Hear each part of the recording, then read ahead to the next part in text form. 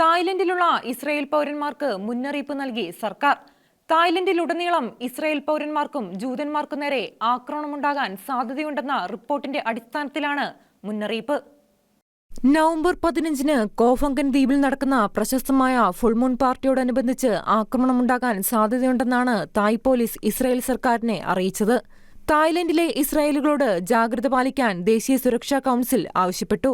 Israeli ജൂത identity പുറത്തു കാണിക്കുന്നത് ഒഴിവാക്കണം. ഇസ്രായേലുകളുമായി ബന്ധപ്പെട്ട വലിയ രീതിയിലുള്ള പരിപാടികൾ പാടില്ല. സാമൂഹ്യ മാധ്യമങ്ങളിൽ യാത്രാ പദ്ധതികൾ മുൻകൂട്ടി പോസ്റ്റ് ചെയ്യുന്നത് ഒഴിവാക്കണം. ഏതെങ്കിലും രീതിയിൽ ആക്രമണമുണ്ടാകുമെന്ന് സംശയിക്കുകയാണെങ്കിൽ പ്രാദേശിക സുരക്ഷാ ഏജൻസികളുമായി ബന്ധപ്പെടണം തുടങ്ങിയ മുന്നറിയിപ്പുകളും നൽകിയിട്ടുണ്ട്. അതേസമയം ഇസ്രായേൽ പൗരന്മാരോട് രാജ്യം വിടാനുള്ള നിർദ്ദേശം നൽകിയിട്ടില്ല.